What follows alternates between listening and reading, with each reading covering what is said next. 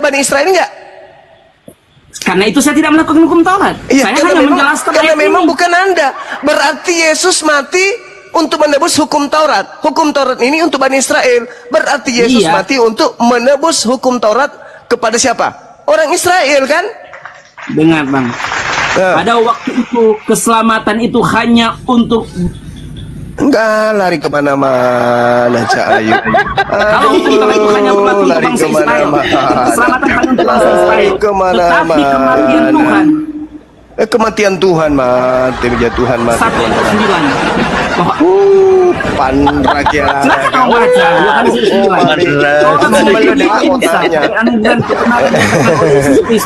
Astagfirullahaladzim ya Allah ya kehari. Yohanes 1:9. Lihatlah anak domba Allah yang mengangkut dosa isi dunia.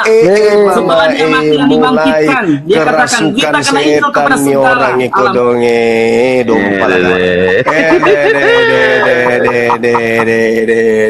Itu makanya saya tanya tadi, Saudara Marta. Makanya saya tanya tadi, itu memuliakan atau menghujat Yesus? Ternyata ujung-ujungnya kan dosa kalian yang mau ditebus. Makanya saya bertanya itu, apakah dengan menyetarakan Yesus dengan orang yang dikutuk Elohim itu memuliakan atau menghujat? Entah lari kemana-mana. Habis itu salto. Berapa gunung itu yang Anda lewati sampai lari ke penghapusan dosa, nebus dosa? Apa hubungannya coba? Apa hubungannya? Coba. Seperti demikian yang bagian apa hubungannya? Bang semuanya pertanyaan saya sederhana, lari kemana-mana. Dan pada saat kita membaca semua ayat itu sangat jelas. Apa yang jelas? Apa yang jelas? Apa yang jelas di situ coba? Apa yang jelas? Yang jelas. Karena ada kesimpulan cerita. Anda mengatakan itu tidak menghujat. Tetapi Anda menyatakan bahwasanya kalau menyetarakan Yesus dengan orang yang dikutuk itu tidak menghujat, berarti Anda ini tidak punya otak. Anda memang penghina. Anda itu telah menghujat. Anda telah menghujat Yesus dengan mengatakan itu bukan penghinaan. Itu Anda telah menghujat Yesus. Paham tidak itu? Makanya Anda wajar diusir. Bang Suma. Anda diusir. Bang Suma, apa kata Yesus? Banyaklah daripadaku, engkau semua adalah pembuat kejahatan. Kenapa Anda dikatakan sebagai pembuat kejahatan? Karena sudah jelas-jelas loh. Jelas-jelas Yesus disetarakan dengan orang yang dikutuk Elohim. Anda mengatakan itu bukan penghinaan. Berarti Anda ini pelaku maksiat. Anda itu penghujat memang. Itu menyetara. Kalau saya mengatakan Yesus itu setara dengan penjahat, pasti kalian akan berapi-api mengatakan Bang Suma menghina. Bang Suma menghina Yesus. Dan itu Bang Suma itu menghina Yesus.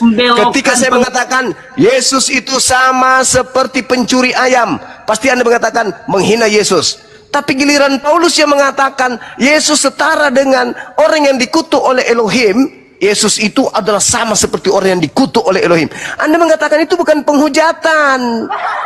Berarti memang Anda ini dompa lah, kardoba. Masa orang menyetarakan Yesus dengan pencuri, dengan penjahat, dengan orang yang dikutuk oleh Tuhan, Anda mengatakan itu bukan penghujatan? Berarti Anda mendukung penghujatan terhadap Yesus. Anda pembuat kejahatan memang. Wajar Anda kekal di neraka menurut Al-Quran. Kenapa dimut? Kenapa dimut? Rusak ente ini memang. Bang Suma mengambil ayat ini dan Bang Suma mengambil kesimpulan, dan Bang Suma seolah-olah menjelaskan kesimpulan yang benar menurut ayat ini dibelokkan pengertian oleh Bang Suma, dan Bang Suma Astagfirullahaladzim ya Allah, kamu yang membelokkan, bukan saya yang membelokkan. Kamu yang membelokkan, bukan saya. Sekarang Anda iakan tidak? Anda iakan tidak? Sabar. Anda iakan tidak kalau Ulangan 21 nomor 22 23 itu adalah orang yang dikutuk oleh Elohim? Dan saya menceritakan tentang cerita yang dalam. Anda iakan tidak kalau Ulangan 21 22 23 itu adalah orang yang dikutuk Elohim? Anda iakan tidak? Anda iakan tidak Ulangan 21 22 23? Itu sudah dalam pembahasan yang lain, Bang Suma. Itu pembahasan yang lain. Kenapa itu pembahasan lain? Itu hanya itu ayat-ayat yang kaki yang ada dalam tulisan itu. Bunyi yang sama, tetapi tidak dikutip berhubungan. oleh Paulus. Itu yang dikutip oleh Paulus. Tidak berhubungan. Oke, ya sudah, kamu turun. Tidak berhubungan. Ya udah, kamu di bawah. Semua bisa Kamu di lihat. bawah. Jangan diturunin, kamu Bang. tukang semer sepatu. Biar Bang Andi. Gak layak. Sudah 4 jam dia di sini. Membual, menipu, menghina Yesus. Masa Yesus disetarakan dengan orang yang dikutuk Elohim? Katanya itu bukan penghujatan. Ayo. Gila ndak itu? Sementara kalau kita mengatakan Yesus nete, kita dibilang menghujat. Oke, Yesus kemudian nonotnya dipotong, kita dibilang menghujat. Tapi kalau dikatakan Yesus itu adalah orang yang dikutuk Elohim, ternyata itu bukan menghujat. Masolahnya anak muda. Silakan teman-teman. Silakan Bang Jul, anak muda silakan.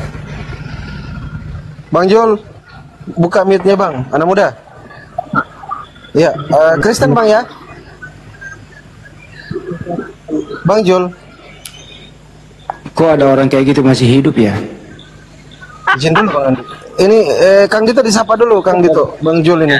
Jul. Malam Jul. Oh lala. Ditanya sama Bang Juma, hukum Taurat buat siapa? Buat Bani Israel. Terus kenapa kamu yang sibuk? Apa jawabannya? Terserah gua. Beleng-beleng. Allah. Jul, suaranya mendem Jul. Coba dilepas aja headsetnya Jul. Suaranya mendem, kayak lagi berenang. Buat negara lain, dia yang sibuk membunuh Tuhannya. Tadi bahas apa itu ya? Iya Bang Jul Ini Kristen kan?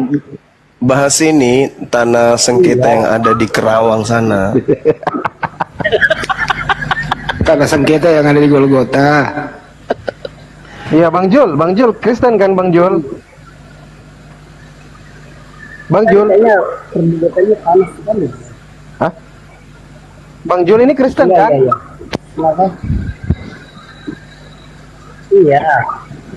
Kecil kali suaranya. Kang Dito. Iya, coba dilepas dulu headsetnya. Itu ada masalah itu dengan kupingnya. Salah juga. Lepas dulu ikatannya. Kan keikat dia. Iya. Cek, dites dulu suaranya Bang Jul. Bang Jul. Ayo bentar dulu, saya ini dulu.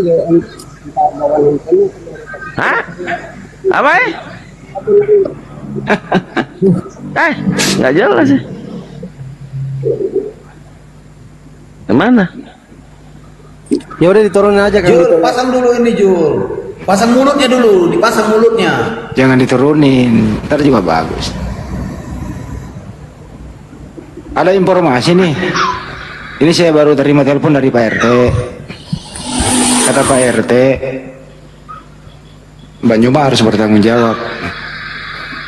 Sampai detik ini, setelah Banyuma masuk di roomnya Bombon dikerubutin, sampai detik ini, bom itu mulai dari semalam itu Banyuma sampai hari ini gitu. Kagak berhenti ngomong sampai di luar pagar teriak-teriak.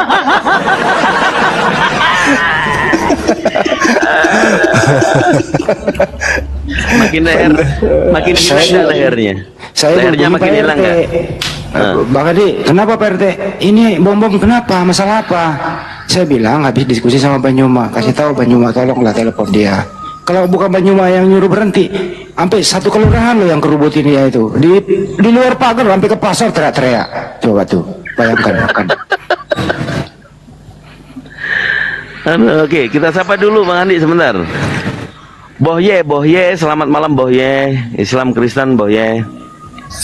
Selamat malam. Assalamualaikum. Waalaikumsalam warahmatullahi wabarakatuh. Oke, saudara Muslim, ya gimana? Silakan. Salam satu dari La ilaha illallah Muhammadur Rasulullah. Allahu Akbar, Allahu Akbar. Allahu Akbar, Masya Allah. Oke Bang, sebentar Bang ya. Jadi masih menderita bom ini ceritanya. Ini ada, makanya jangan dipotong dulu. Sebentar ya Bang ya. Ini bom. Belum lagi Edis. Nah, terakhir nih Edis nih. Saya dihubungi teman juga yang ada di sana. Dia bilang, ini Bang apa ada ya? Iya. Tolonglah kasih tahu Bang Juma, jangan dilayani Edis lagi. Kenapa Bang? Ini jadi diusir dari tempat kosnya, tempat tinggalnya. Sekarang jadi homeless gara-gara Bang Juma. Kenapa Bang? Donasi udah nggak ada gara-gara Bang Juma. Ah itu Edis.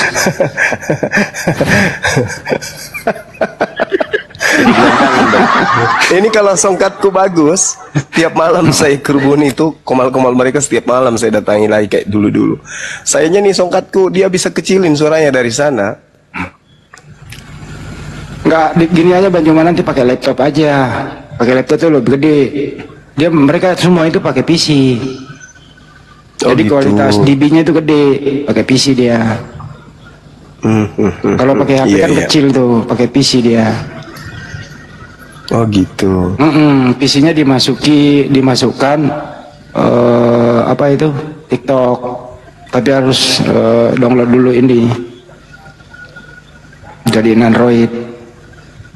Mereka semua begitu. Jadi mereka ini sebenarnya itu tujuannya itu untuk dangdutan sebenarnya. Jadi yang Bang Juma lawan itu teknisi, backing vokal, sama penyanyi latar, bukan bukan latar.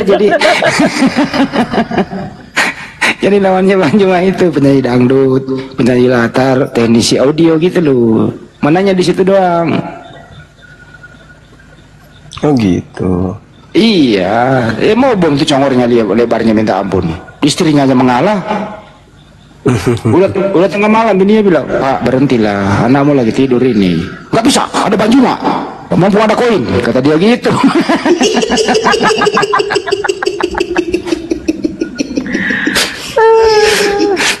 Bang Juma datang, koin banyak. Yang lain diam dulu ya, kata dia gitu. Aku ditelepon lah semalam. Tahu lagi masuk sini Handi. Saya bilang apa? Lumayan lah buat koin. Kurang ajar, selebutul lebar, congor lebar.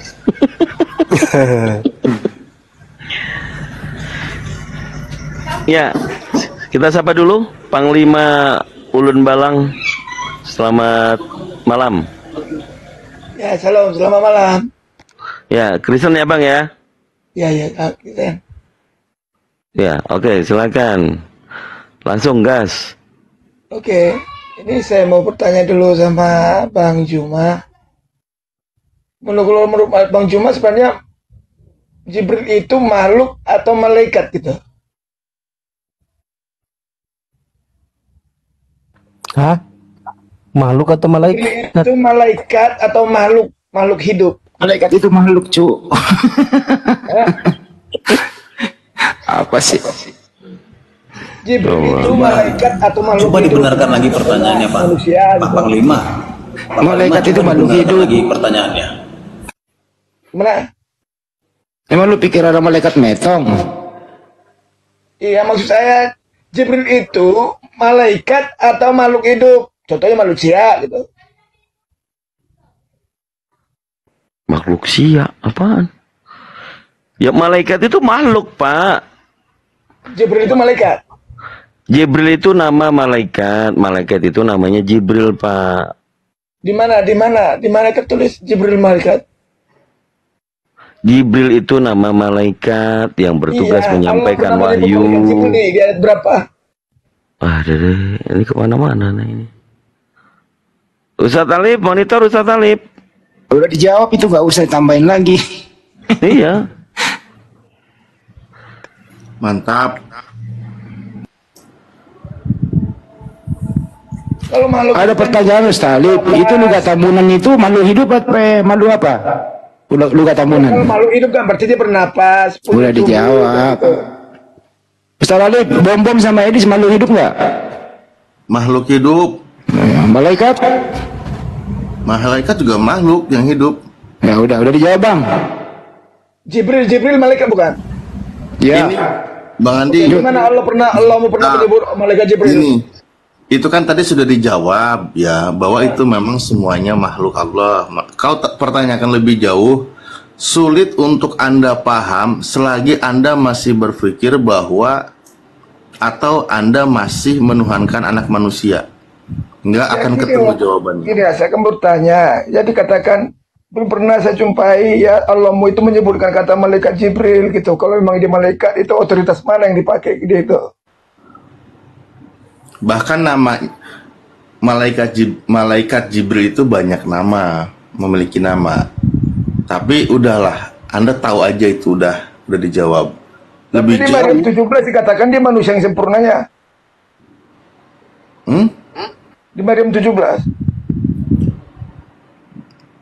Maryam itu tetangga saya, Pak. Justru manusia lah dia dinyatakan dalam Quran perkataan Allah, bukan malaikat. Maryam 17. Oh, berarti gini, Bapak maksudnya mau ngajak diskusi, mau mengkritisi Al-Quran, boleh. Kita mau bertang dulu ya. Bapak mau gimana? Maunya gimana coba? Ya diskusi, gak mungkin jadi di sini kita dangdutan ada aja. Enggak, surah Maryam ayat 17, Anda mau bawa masalah apa di situ? Iya, makanya tanya malaikat. Tapi sebelum ngomong bang, permen yang mulut itu keluarin dulu bang. Bang, ngomong sambil ngemut, jangan bang, keluarin dulu jangan ngemutnya. Iya, Jibril itu malaikat atau makhluk hidup. Waduh, bener-bener. Tarik napas, Bang. Terangin aja harga pasar lah. Harga pasar di sekarang bawang merah lagi turun bang, nggak apa-apa sih. Bawang merah, cabai gitu. Dalam iman Anda mengakui dia itu malaikat. Padahal di Maryam 17 dikatakan manusia yang sempurna. Mana yang betul?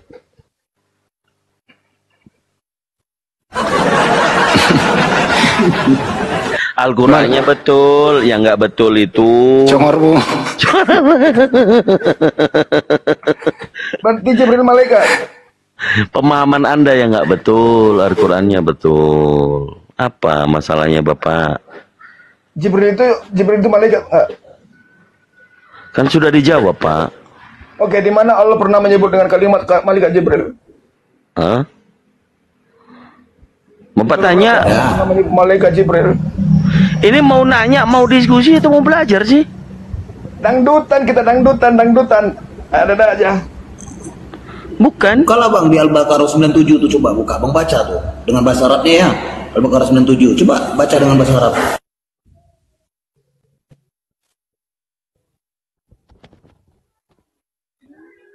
Ya bacalah kita mau. Pengen baca sambil ngemut. Nggak jelas Bapak ini. Oke, Gea, selamat malam, Gea. Ya, selamat malam, Bang. Ya, dari Kristen apa Muslim, Bang? Kristen, Bang. Oke, lanjut. Apa yang mau didiskusikan? Silakan. Saya ingin bertanya sesuatu, Bang.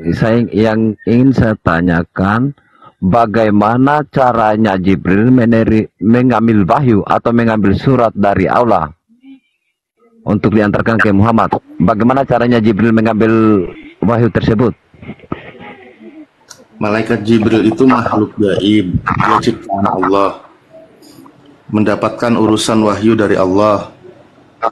Nah, Anda mau menjelaskan sesuatu makhluk gaib, dijelaskan secara nalar manusia. Ini sulit akan dipahami selagi Anda masih menyembah anak orang.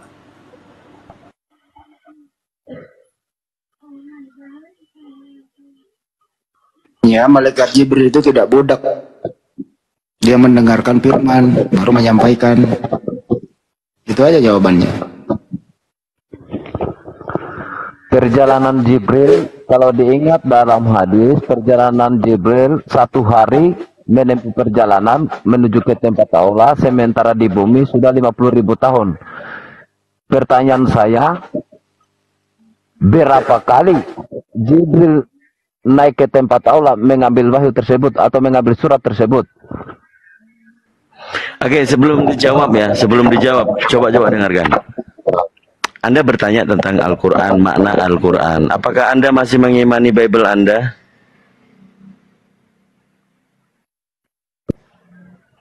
Masih mengimani Bible Anda? Hai.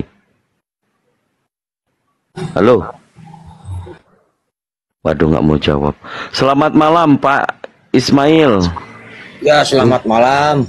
Kristen Muslim, Pak? Kristen. Wah, mantap kali lah. Gitulah tegas gitu ya, mantap. Kasih tepuk tangan, host.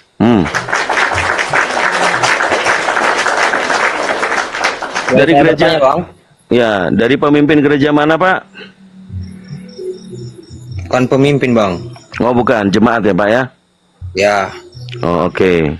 Baik, silakan diskusi dua arah. Bapak mau ditanya apa, mau bertanya atau mau langsung diskusi? Saya mau bertanya, boleh, Bang? Boleh, kan? Kan itu nanyanya dari kelompok domba mana gitu. Sudah. Yang ini Pak, yang saya tanyakan,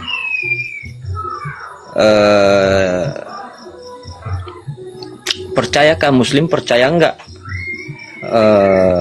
tentang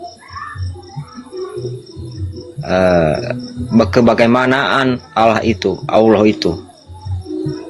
Nah, bagaimana saudara-saudara Muslim bisa menggambarkan atau bisa mengetahui keberadaan Allah itu? Itu dulu, Bang. Ya Allah, bener-bener ya.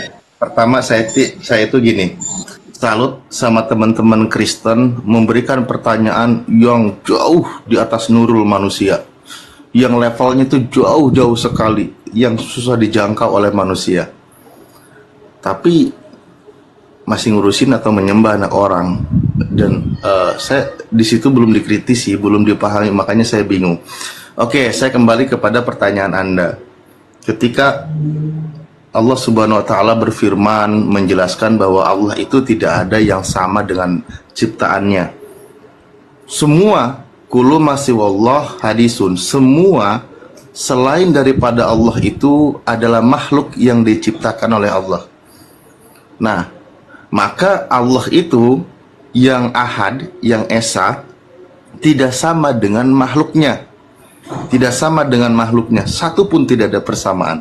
Nah, ketika tidak sama dengan makhluknya, maka dijelaskan oleh sahabat Nabi kami, Sayyidina Ali radhiyallahu an, maka dia berkata, "Mahmata sawarta bibalika, fallahu bi khilafi dalik." Sesuatu yang tergambar di benakmu tentang Allah, pasti Allah bukanlah itu. Karena yang tergambar di benakmu itu pasti makhluk. Allah di luar dari jangkauan nalarmu tentang zat Allah. Maka Nabi kami berpesan, at-tafakaru fi mahlukillah wala tafakaru fil khaliq. Kalian kalau mau memikirkan itu tentang ciptaannya, jangan engkau pikirkan tentang zat penciptanya.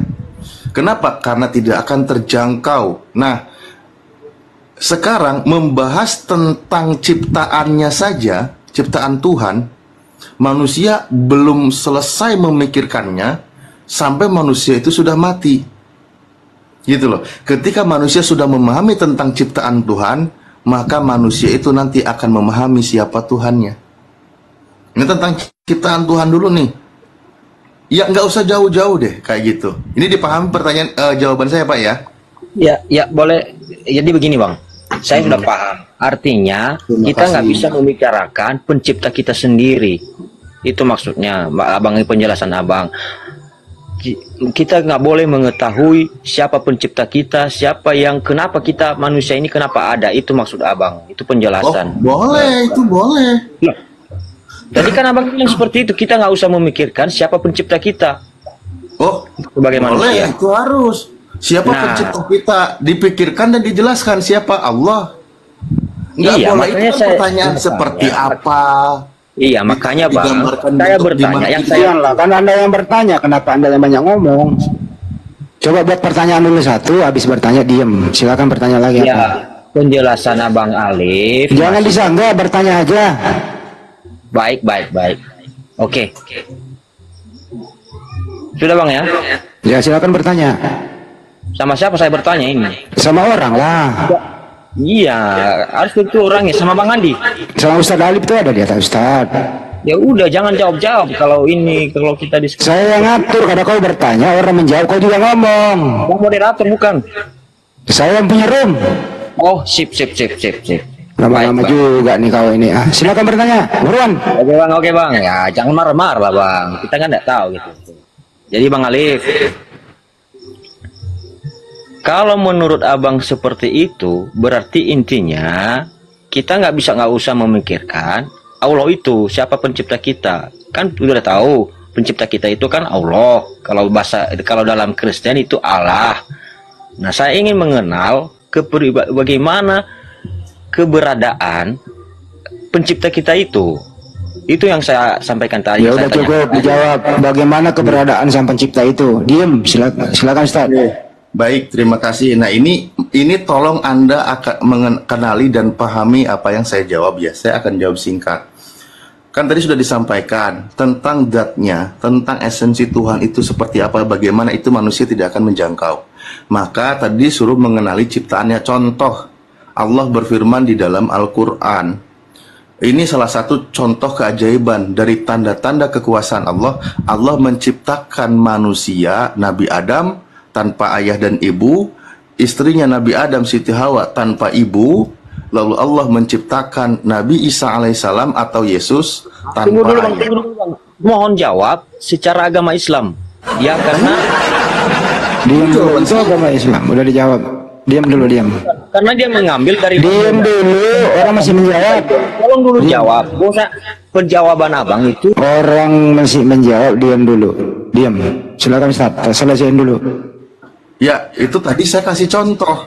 Kita akan mengenal Tuhan Sang Pencipta alam semesta dengan kehebatannya menciptakan makhluknya. Saya tadi kasih satu contoh, di mana dalilnya surah Ali Imran ayat 59. Sesungguhnya perumpamaan Allah menciptakan Nabi Isa di hadapan Allah itu sama saja perumpamaan menciptakan Nabi Adam.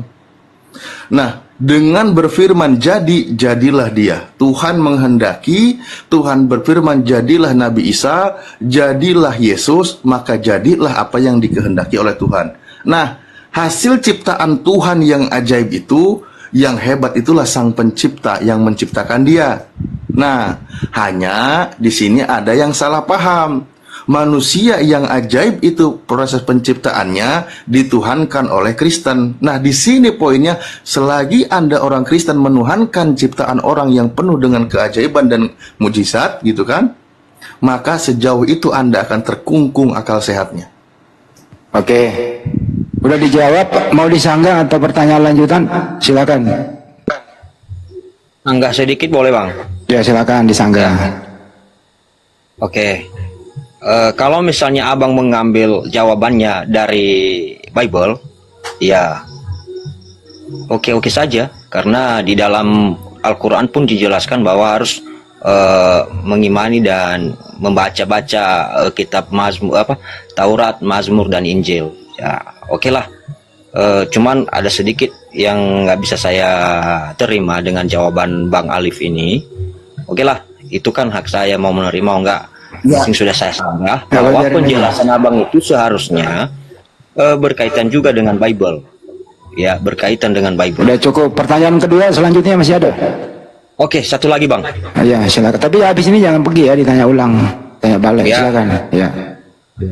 Tentang Allah tadi itu, Bang. Kalau memang kita nggak bisa menggambarkan atau bisa menjadikannya suatu Tuhan kita atau Allah kita itu, maka yang nggak bisa kita inilah kurang jelas.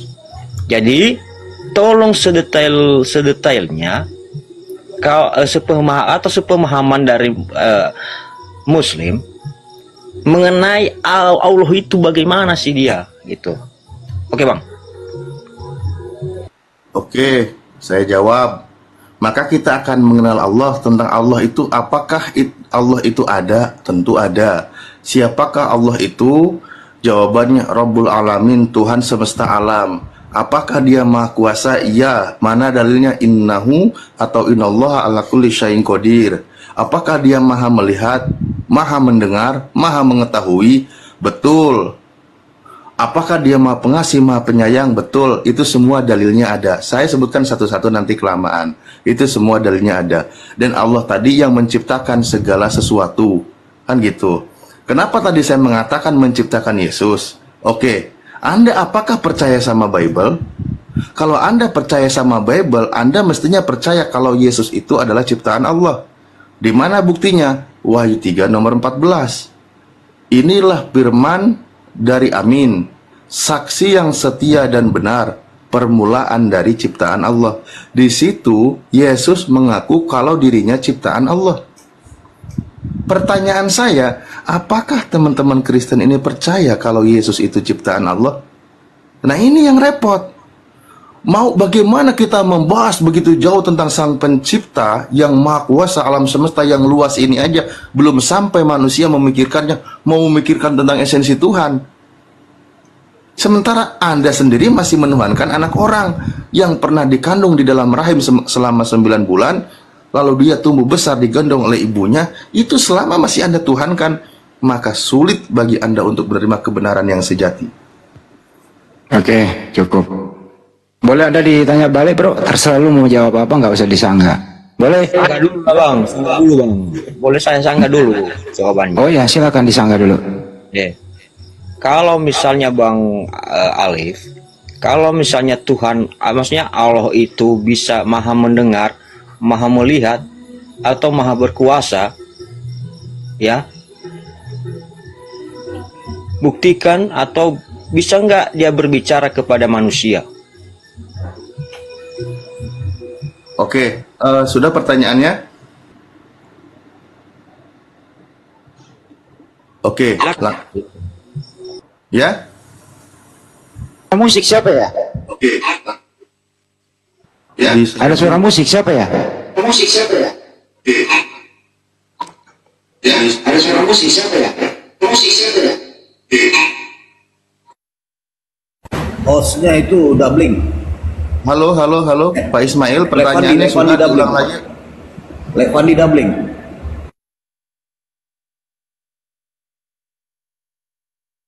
Saya mute dari tadi nih, saya mute.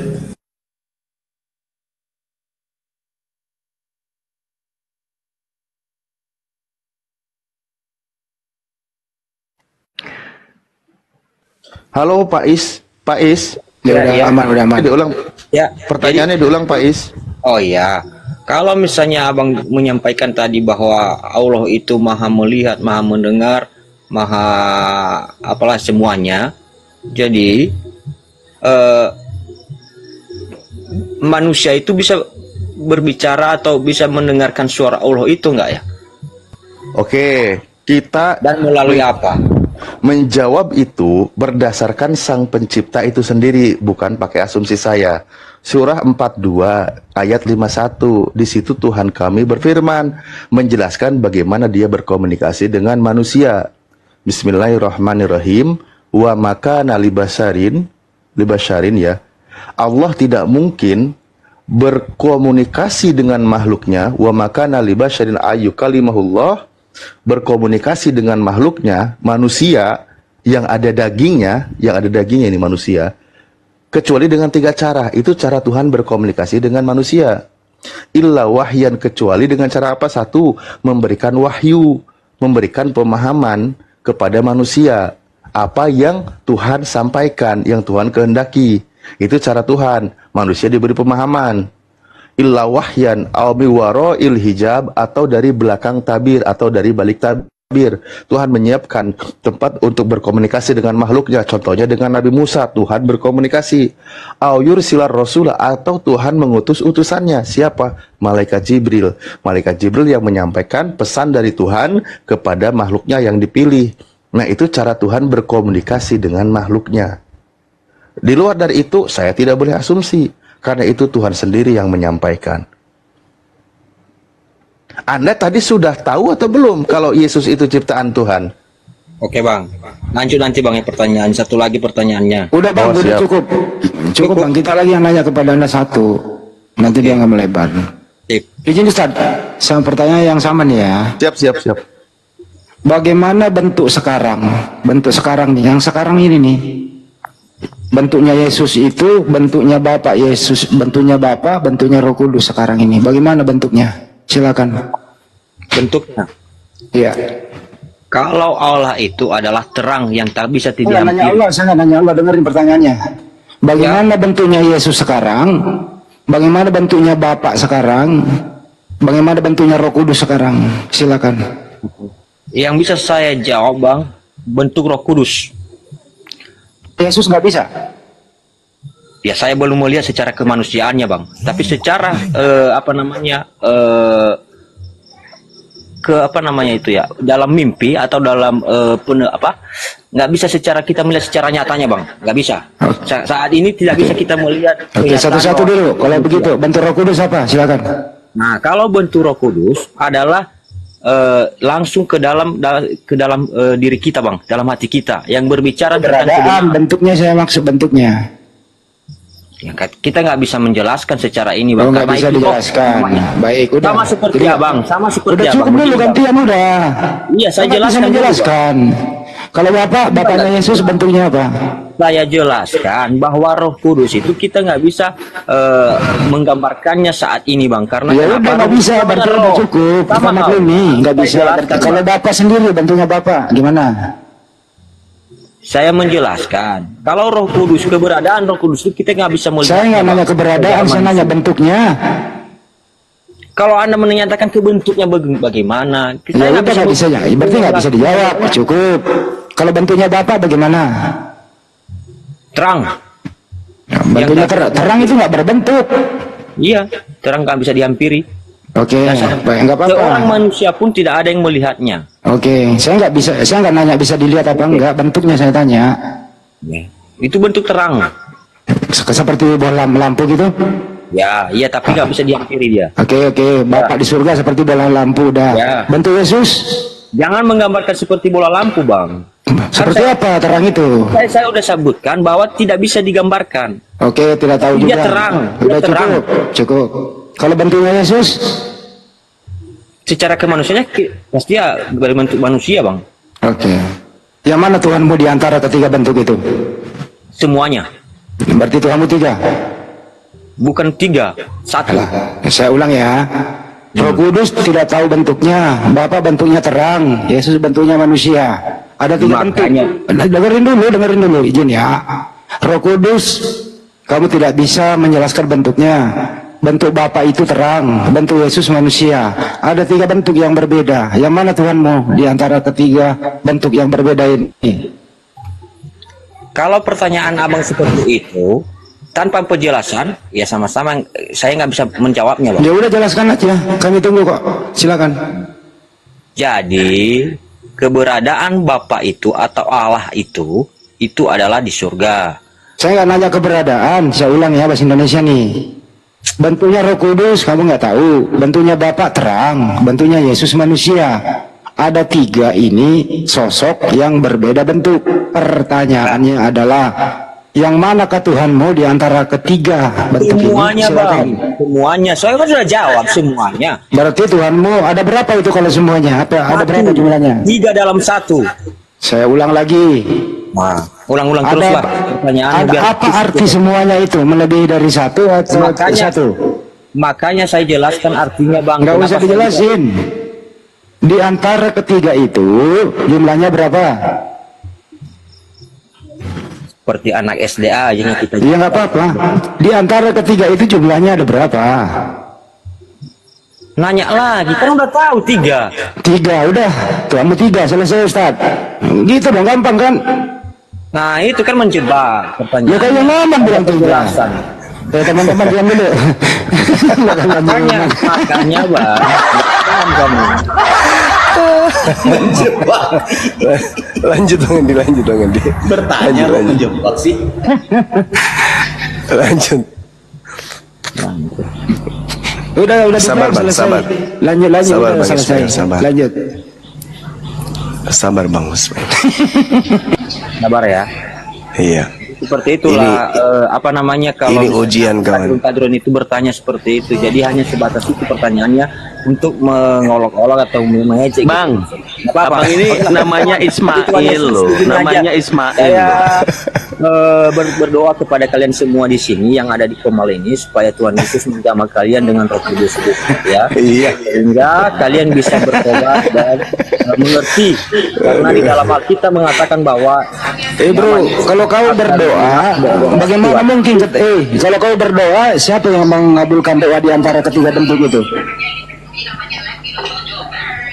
Kamu kan berdoa nih, ada 3 bentuk Tuhanmu, ada 3 ya, siapa yang mengabulkan? mau saya jelaskan pun kepada kalian semua, terutama ke Bang sendiri, Bang Hendy, akan ngerti-ngerti Bang. Jadi saya hanya bisa berdoa, semoga Roh Kudus menjamah hati abang itu. Sudah banyak Bang, sudah banyak kesaksian dari saudara kita Muslim yang sudah merasakan bagaimana kuasa Roh Kudus itu bekerja di dalam hatinya Mas. Oke, kita sapa dulu, ada ini teman diskusi saya Bang Handi, Abang Zuma. Bro Gabriel. Ya, selamat malam Kang Dito, selamat malam teman-teman semuanya. Mantap. Pergi dia.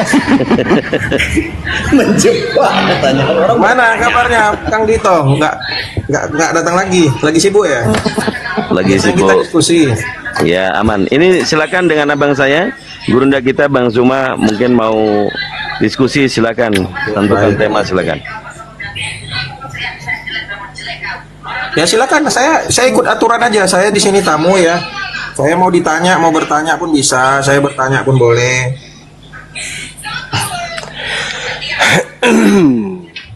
Silakan Bang. Oke. Sederhana, ya. Harus ada topik dulu kali bagaimana? Iya, silakan topik Bang. dulu ya. Nah, topiknya adalah yang masih misteri ini yang dibahas sama bom semalam. Sebenarnya yang mana sih sebenarnya Kristen ini, yang Muslim ini yang dipengaruhi oleh iblis itu, yang keluar dari kubur gitu loh. Ini belum terselesaikan ini, gitu loh yang mau dibahas. Bisa nggak Bang masuk daerah situ Bang? Maksudnya yang masa iblis, maksudnya gimana ini? Gimana? Coba ya agak detail Bang. Bagaimana Banyuma? Coba Banyuma deh. Ya, terkait dengan penyaliban kalau si bom semalam itu. Kenapa kalau penyaliban itu adalah rencana Tuhan, kenapa ada kerjasama dengan iblis dalam penyaliban gitu loh? Karena tanpa ada iblis, penyaliban itu tidak akan terjadi. Bagaimana mungkin kemudian Yesus mau disalibkan kalau tidak ada yang sebagai eksekutor? Nah, sedangkan penyaliban seperti yang kita bahas, yang tadi saya tanya kepada Galatia 3 nomor 13, ternyata Yesus itu disetarakan dengan orang yang dikutuk oleh Elohim, sehingga Yesus menabrak ini semua demi untuk menyelamatkan orang Kristen. Nah, ini terjadi adanya kerjasama dengan iblis gitu loh.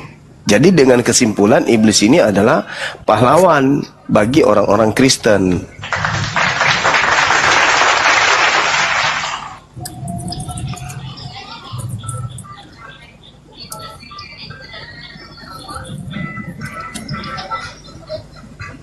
Bang Gabriel nggak ditanggapi, silakan Bang Gabriel. Oh udah, kalau udah biar saya ngomong. Saya kirain masih lanjut. Iya, silakan. Oke. Baik, terima kasih ya teman-teman. Jadi langsung aja saya tanggapin dari pernyataan Bang Juma. Jadi gini teman-teman ya, memang kalau kita berbicara mengenai peran serta iblis dengan kehendak dari Bapa itu, memang seperti kita melihat dua sisi mata uang logam yang berbeda. Kenapa saya bilang gitu? Kalau kita berbicara dari sisi kehendak Bapa yang ada di surga, tentunya semua karya penyaliban Yesus Kristus ini adalah sesuai dengan kehendak Bapa yang ada di surga, yaitu Dia mengaruniakan anaknya yang tunggal seperti di dalam firman Tuhan, karena begitu besar kasih Allah akan dunia ini sehingga Dia mengaruniakan anaknya yang tunggal supaya orang yang percaya kepadanya tidak binasa melainkan memperoleh hidup yang kekal. Nah, kalau kita melihat dari sisi yang lain, ya seakan-akan peran serta iblis ini dalam penyaliban itu sepertinya ada gitu teman-teman.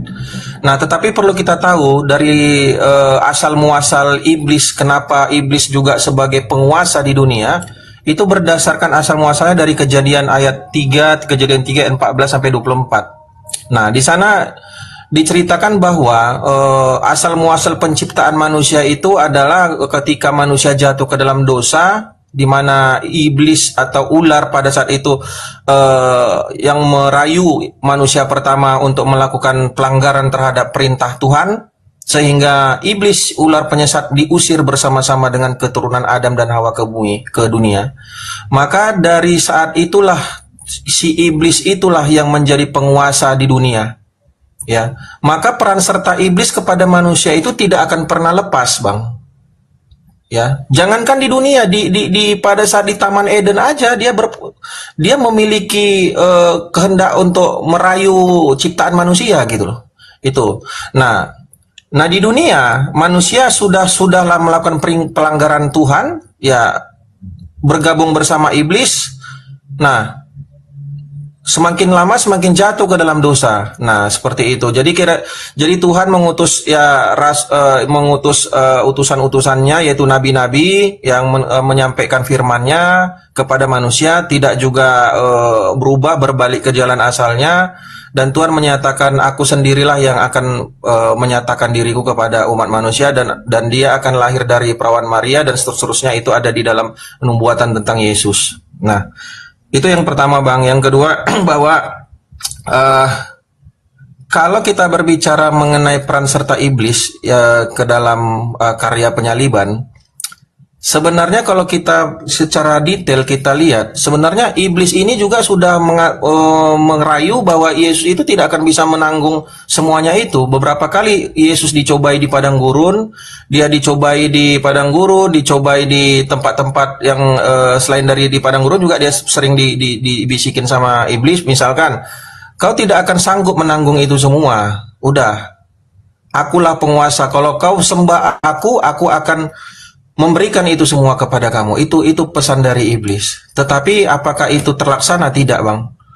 Nah, di situ dia peran serta iblis di situ. Termasuk pada saat ketika Yesus disalibkan juga, bahwa Yesus sering mengatakan bahwa seperti ini, dia bilang, jangan kamu kira aku tidak bisa mengutus 12.000 pasukanku, malaikatku, untuk menghalau mereka ini, yaitu pada saat itu tentara Romawi. Nah, tetapi kehendak Allah lah, kehendak Bapa lah yang terjadi. Jadi Yesus bukan tidak bisa menghindar. Nah, itu dia catatannya. Bukan tidak bisa menghindar, bukan tidak bisa menaklukkan iblis seperti yang ada di padang gurun, ya. Dia digodai iblis itu, bukan tidak bisa, tetapi dia menyerahkan semua kehendak itu berdasarkan kehendak Bapa di surga gitu loh, Bang. Nah, kira-kira itulah singkatnya, Bang, ya. Nanti supaya banyak pertanyaan yang lain lagi biar bisa saya jawab. Silakan, Oke. Baik. Jadi kita melihat bahwasanya iblis berupaya beberapa kali untuk mencoba Yesus, untuk menaklukkan Yesus, tapi pada kesimpulannya iblis sama sekali tidak berhasil mencobai dan menaklukkan Yesus. Tidak ada momen di mana Yesus itu bisa dijatuhkan oleh Yesus. Tidak ada. Pertanyaannya, ketika iblis merasuki Yudas, apakah itu momen di mana iblis berhasil menjatuhkan Yesus? Kalau berhasil, berarti yang disalib Yesus. Dengan kata lain, iblis kalah. Yesus kalah dari iblis, karena ternyata iblisnya mampu melumpuhkan Yesus melalui muridnya, yaitu Yudas.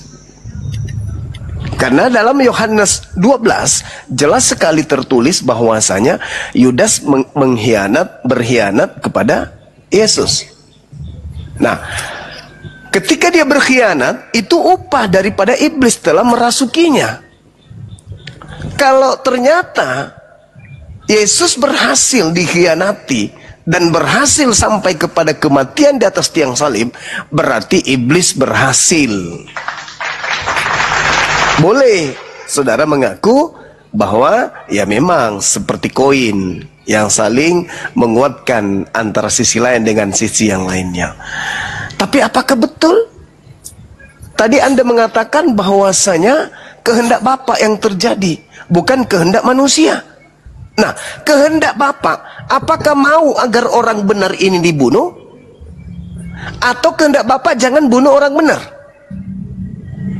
Bukankah kehendak Bapa itu di dalam Keluaran 23 nomor 7 nomor 2 nomor 8, jangan kau membunuh orang yang benar, jangan kau membunuh orang yang tidak bersalah. Itu kehendak Bapa. Itu kehendak Bapa. Kalau begitu kehendak Bapa yang harus berlaku, berarti Yesus jangan dibunuh.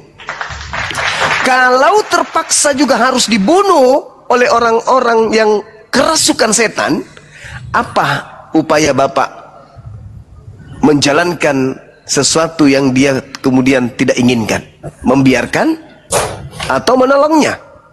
Sedangkan Yesus sendiri mengatakan dalam Yohanes 14 nomor 30, iblis tidak sedikit pun berkuasa atas diriku. Berarti Yudas tidak berhasil. Apa yang diinginkan iblis tercapai kepada Yesus melalui Yudas tidak berhasil. Karena kata Yesus, iblis sedikit pun tidak berkuasa atas diriku. Berarti sia-sia Yudas kerasukan, sia-sia imam kepala membuat tipu muslihat, sia-sia kemudian Mahkamah Agung membuat kesaksian palsu, sia-sia orang Farisi menyusun siasat untuk mencelakai Yesus. Karena Bapa tidak menghendaki. Adakah yang bisa mengalahkan kehendak Bapa? Enggak ada. Apapun itu akan gagal. Nah, kalau ada pemaksaan, harus ada penyaliban, maka percayalah itu bukan Yesus. Makanya coba kalau Anda lihat Yohanes 16 nomor 11, akan penghakiman karena penguasa dunia ini telah dihukum. Siapa penguasa dunia yang telah dihukum? 1 Yohanes 5 nomor 19, kita tahu bahwa kita berasal dari Allah dan seluruh dunia ini berada di bawah kuasa si iblis. Siapa penguasa dunia? Si iblis. Siapa penguasa yang dihukum? Si iblis. Lalu siapa yang dihukum menurut Yesus di dalam Yohanes 6 nomor 17, nomor 70? Apa kata Yesus? Bukankah aku yang memilih, engkau yang 12? Satu di antaramu adalah iblis, yaitu Yudas. Yudas adalah iblis. Yohanes 16 nomor 11, penguasa dunia ini telah dihukum, yaitu si iblis. 1 Yohanes 5 nomor 19, kita tahu bahwa kita berasal dari Allah dan seluruh dunia berada di bawah kuasa si iblis. Yang dihukum adalah si iblis. Yudas adalah si iblis. Jadi ketika kemudian orang berupaya membunuh orang benar, Allah berkehendak apa? Amsal 21:18, orang benar aku selamatkan, aku ganti dengan si jahat. Orang yang jujur aku selamatkan, dan pengkhianat, orang fasik menggantikannya. Itu kehendak Bapak. Kalau kehendak Bapa yang harus terjadi, berarti yang disalib itu bukan orang benar, melainkan yang disalib itu adalah orang yang dikutuk Tuhan berdasarkan Ulangan 21, 22, 23, yaitu Ulangan 27 nomor 25. Terkutuklah orang yang makan suap. Siapa yang dikutuk? Orang yang makan suap. Siapa yang makan suap? Yudas Iskariot. Silakan. Oke, baik, terima kasih Bang Juma, saya tanggapin ya. Oke, gini Bang Juma, ini sebenarnya gini, karya penyaliban Yesus ini, ya seperti yang saya sampaikan tadi, itu adalah karya untuk penebusan namanya Bang. Yang terpenting di sini adalah karya penebusan. Kenapa Yesus harus mengalami kematian? Nah, ini yang perlu dijelaskan. Kenapa Yesus harus mengalami yang namanya kematian? Karena Bang, di dalam ketetapan Tuhan sendiri, dia adalah Allah yang adil, tetapi dia adalah Allah yang kasih.